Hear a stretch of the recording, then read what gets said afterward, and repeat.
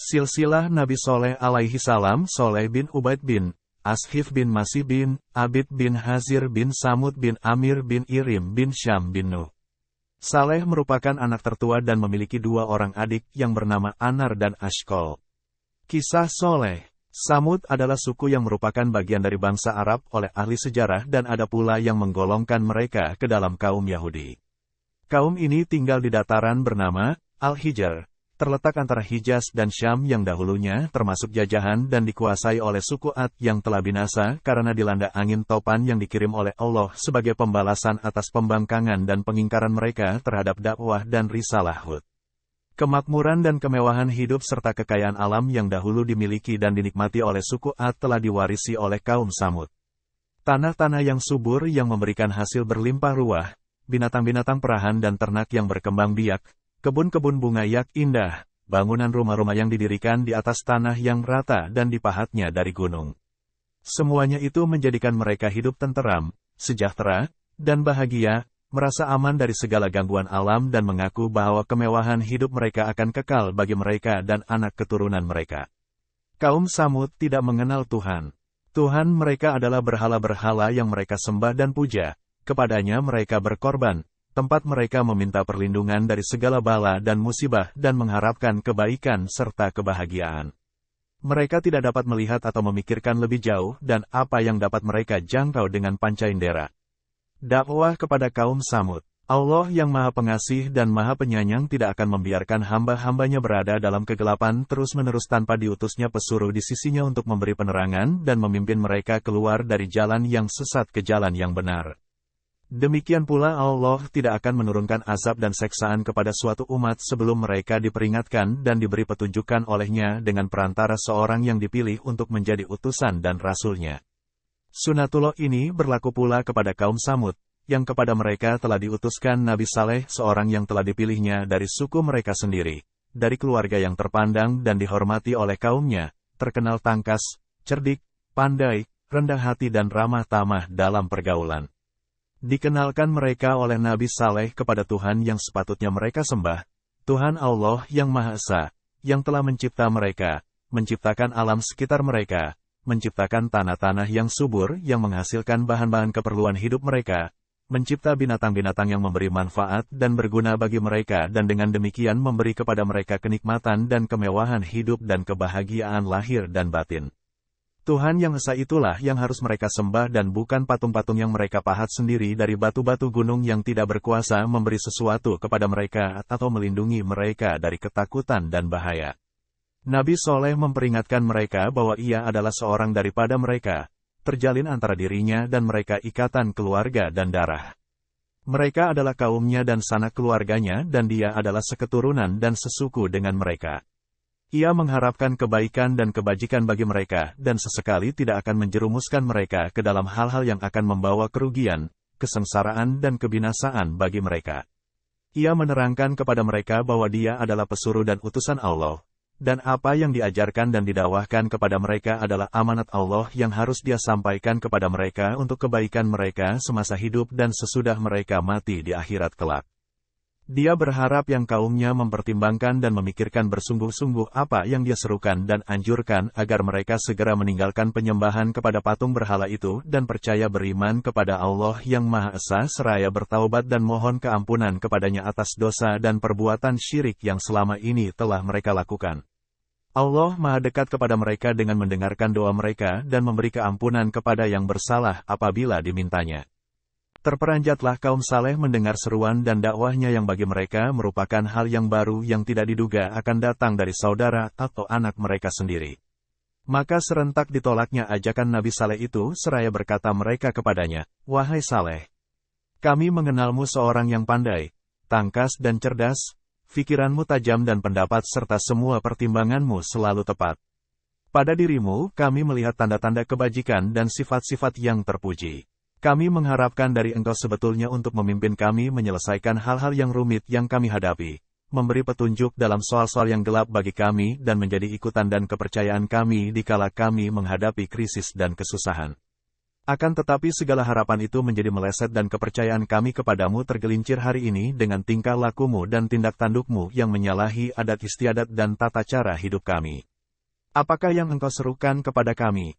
Engkau menghendaki agar kami meninggalkan persembahan kami dan nenek moyang kami, persembahan dan agama yang telah menjadi darah daging kami menjadi sebahagian hidup kami sejak kami dilahirkan dan tetap menjadi pegangan untuk selama-lamanya.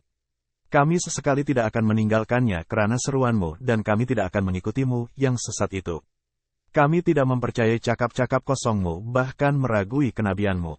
Kami tidak akan mendurhakai nenek moyang kami dengan meninggalkan persembahan mereka dan mengikuti jejakmu. Nabi Saleh memperingatkan mereka agar jangan menentangnya dan agar mengikuti ajakannya beriman kepada Allah yang telah mengurniai mereka rezeki yang luas dan penghidupan yang sejahtera. Diceritakan kepada mereka kisah kaum-kaum yang mendapat seksaan dan azab dari Allah karena menentang Rasul-Nya dan mendustakan risalahnya. Hal yang serupa itu dapat terjadi ke atas mereka jika mereka tidak mahu menerima dakwahnya dan mendengar nasihatnya, yang diberikannya secara ikhlas dan jujur sebagai seorang anggota dari keluarga besar mereka dan yang tidak mengharapkan atau menuntut upah daripada mereka atas usahanya itu. Sekelompok kecil dari kaum Samud yang kebanyakannya terdiri dari orang-orang yang berkedudukan sosial lemah menerima dakwah Nabi Saleh dan beriman kepadanya, sedangkan sebahagian yang terbesar terutamanya mereka yang tergolong orang-orang kaya dan berkedudukan tetap berkeras kepala dan menyombongkan diri menolak ajakan Nabi Saleh dan mengingkari kenabiannya dan berkata kepadanya, "Wahai Saleh, kami kira bahwa engkau telah dirasuk syaitan dan terkena sihir. Engkau telah menjadi sinting dan menderita sakit gila. Akalmu sudah berubah dan pikiranmu sudah kacau, sehingga engkau tidak sadar yang engkau telah mengeluarkan kata-kata yang tidak masuk akal dan mungkin engkau sendiri tidak memahaminya. Engkau mengaku bahwa engkau telah diutuskan oleh Tuhanmu sebagai Nabi dan Rasul-Nya. Apakah kelebihanmu daripada kami semua, sehingga engkau dipilih menjadi Rasul? Padahal ada orang-orang di antara kami yang lebih patut dan lebih cekap untuk menjadi Nabi atau Rasul daripada engkau. Tujuanmu dengan bercakap kosong dan kata-katamu hanyalah untuk mengejar kedudukan dan ingin diangkat menjadi kepala dan pemimpin bagi kaummu. Jika engkau merasa bahwa engkau cerdas dan cergas dan mengaku bahwa engkau tidak mempunyai arah dan tujuan yang terselubung dalam dakwahmu itu, maka hentikanlah usahamu menyiarkan agama barumu dengan mencerca penyembahan kami dan nenek moyangmu sendiri. Kami tidak akan mengikuti jalanmu dan meninggalkan jalan yang telah ditempuh oleh orang-orang tua kami lebih dahulu." Nabi Saleh menjawab, "Aku telah berulang-ulang mengatakan kepadamu bahwa aku tidak mengharapkan sesuatu apapun daripadamu sebagai balasan atas usahaku memberi penerangan kepada kamu. Aku tidak mengharapkan upah atau mendambakan pangkat dan kedudukan bagi usahaku ini yang aku lakukan semata-mata atas perintah Allah dan daripadanya, kelak aku harapkan balasan dan ganjaran untuk itu dan bagaimana aku dapat mengikutimu dan menterlantarkan tugas dan amanat Tuhan kepadaku. Padahal aku telah memperoleh bukti-bukti yang nyata atas kebenaran dakwahku. Janganlah sesekali kamu harapkan bahwa aku akan melanggar perintah Tuhanku dan melalaikan kewajibanku kepadanya hanya semata-mata untuk melanjutkan penyembahan nenek moyang kami yang jahil itu. Siapakah yang akan melindungiku dari murka dan azab Tuhan jika aku berbuat demikian? Sesungguhnya kamu hanya akan merugikan dan membinasakan aku dengan seruanmu itu." Setelah gagal dan berhasil menghentikan usaha dakwah Nabi Saleh dan dilihatnya ia bahkan makin giat menarik orang-orang mengikutnya dan berpihak kepadanya, para pemimpin dan pemuka kaum Samud berusaha hendak membendung arus dakwahnya yang makin lama makin mendapat perhatian terutama dari kalangan bawahan menengah dalam masyarakat. Mukjizat Nabi Saleh alaihi salam. Nabi Saleh sadar bahwa tentangan kaumnya yang menuntut bukti daripadanya berupa mukjizat itu adalah bertujuan hendak menghilangkan pengaruhnya dan mengikis habis kewibawaannya di mata kaumnya, terutama para pengikutnya bila ia gagal memenuhi tentangan dan tuntutan mereka.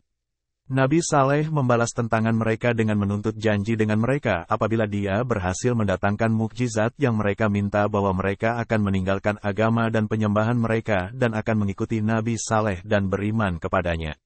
Sesuai dengan permintaan dan petunjuk pemuka-pemuka kaum Samud berdoalah Nabi Saleh memohon kepada Allah agar memberinya suatu mukjizat untuk membuktikan kebenaran risalahnya dan sekaligus mematahkan perlawanan dan tentangan kaumnya yang masih berkeras kepala itu. Ia memohon dari Allah dengan kekuasaannya menciptakan seekor unta betina dikeluarkannya dari perut sebuah batu karang besar yang terdapat di sisi sebuah bukit yang mereka tunjuk. Maka sejurus kemudian dengan izin Allah yang Maha Kuasa lagi Maha Pencipta terbelahlah batu karang yang ditunjuk itu dan keluar dari perutnya seekor unta betina. Dengan menunjuk kepada binatang yang baru keluar dari perut batu besar itu berkatalah Nabi Saleh kepada mereka, "Inilah dia unta Allah, janganlah kamu ganggu dan biarkanlah dia mencari makanannya sendiri di atas bumi Allah. Dia mempunyai giliran untuk mendapatkan air minum dan kamu mempunyai giliran untuk mendapatkan minuman bagimu dan bagi ternakanmu juga dan ketahuilah bahwa Allah akan menurunkan azabnya apabila kamu mengganggu binatang ini." Kemudian berkeliaranlah unta di ladang-ladang memakan rumput sesuka hatinya tanpa mendapat gangguan dan ketika giliran minumnya tiba pergilah unta itu ke sebuah perigi yang diberi nama perigi unta dan minumlah sepuas hatinya. Dan pada hari-hari giliran unta Nabi Saleh itu datang minum. Tiada seekor binatang lain berani menghampirinya, hal mana menimbulkan rasa tidak senang pada pemilik-pemilik binatang itu yang makin hari makin merasakan bahwa adanya unta Nabi Saleh di tengah-tengah mereka itu merupakan gangguan laksana duri yang melintang di dalam kerongkong. Dengan berhasilnya Nabi Saleh mendatangkan mukjizat yang mereka tuntut gagallah para pemuka kaum Samud dalam usahanya untuk menjatuhkan kehormatan dan menghilangkan pengaruh Nabi Saleh, bahkan sebaliknya telah menambah tebal kepercayaan para pengikutnya dan menghilangkan banyak keraguan dari kaumnya. Maka dihasutlah oleh mereka pemilik-pemilik ternakan yang merasa jengkel dan tidak senang dengan adanya unta Nabi Saleh yang bermaharajalela di ladang dan kebun-kebun mereka serta ditakuti oleh binatang-binatang peliharaannya. Unta Nabi Saleh dibunuh. Persekongkolan diadakan oleh orang-orang dari kaum Samud untuk mengatur rancangan pembunuhan unta Nabi Saleh dan selagi orang masih dibayangi oleh rasa takut dari azab yang diancam oleh Nabi Saleh apabila untanya diganggu di samping adanya dorongan keinginan yang kuat untuk melenyapkan binatang itu dari atas bumi mereka, muncullah tiba-tiba seorang janda bangsawan yang kaya raya yang akan menyerah dirinya kepada siapa yang dapat membunuh unta Saleh. Di samping janda itu ada seorang wanita lain yang mempunyai beberapa putri cantik-cantik menawarkan akan menghadiahkan salah seorang dari putri-putrinya kepada orang yang berhasil membunuh unta itu. Dua macam hadiah yang menggiurkan dari kedua wanita itu di samping hasutan para pemuka Samud mengundang dua orang lelaki bernama Musada bin Muharij dan Gudar bin Salif berkemas-kemas akan melakukan pembunuhan bagi meraih hadiah yang dijanjikan di samping sanjungan dan pujian yang akan diterimanya dari para kafir suku Samud bila unta Nabi Saleh telah mati dibunuh. Dengan bantuan 7 orang lelaki bersembunyilah kumpulan itu di suatu tempat di mana biasanya dilalui oleh unta dalam perjalanannya ke perigi tempat ia minum dan begitu unta-unta yang tidak berdosa itu lalu segeralah dipanah betisnya oleh Musada, yang disusul oleh Gudar dengan menikamkan pedangnya di perutnya. Dengan perasaan megah dan bangga pergilah para pembunuh unta itu ke ibu kota menyampaikan berita matinya unta Nabi Saleh yang mendapat sambutan sorak-sorai dan teriakan gembira dari pihak musyrikin seakan-akan mereka kembali dari medan perang dengan membawa kemenangan yang gilang gemilang. Berkata mereka kepada Nabi Saleh, "Wahai Saleh, untamu telah mati dibunuh. Cobalah datangkan akan apa yang engkau katakan dulu akan ancamannya bila unta itu diganggu, jika engkau betul-betul termasuk orang-orang yang terlalu benar dalam kata-katanya." Nabi Saleh menjawab, "Aku telah peringatkan kamu, bahwa Allah akan menurunkan azabnya atas kamu jika kamu mengganggu unta itu.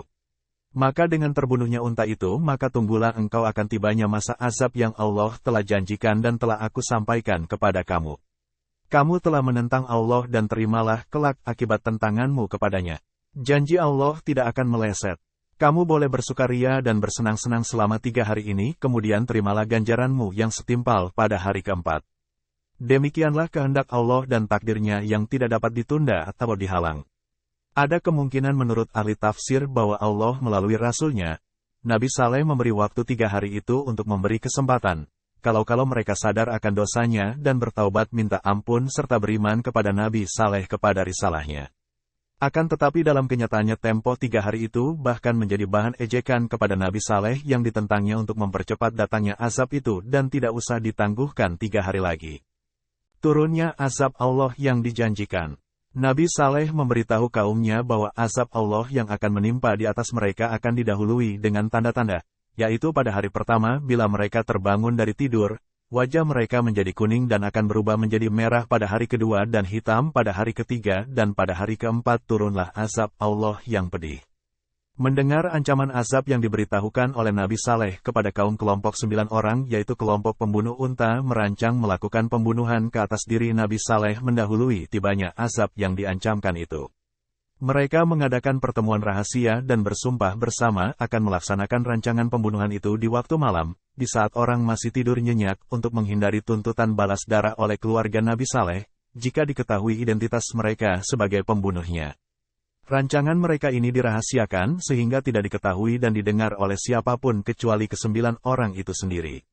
Ketika mereka datang ke tempat Nabi Saleh bagi melaksanakan rancangan jahatnya di malam yang gelap gelita dan sunyi senyap, jatuhlah di atas kepala mereka batu-batu besar yang datang dari langit dan yang seketika merebahkan mereka di atas tanah dalam keadaan tidak bernyawa lagi. Demikianlah Allah telah melindungi Rasul-Nya dari perbuatan jahat hamba-hambanya yang kafir. 1 hari sebelum hari turunnya azab yang telah ditentukan itu, dengan izin Allah berangkatlah Nabi Saleh bersama para mukminin pengikutnya menuju Ramlah, sebuah tempat di Palestina, meninggalkan Hijr dan penghuninya. Kaum Samud habis binasa, ditimpa halilintar yang dahsyat beriringan dengan gempa bumi yang mengerikan.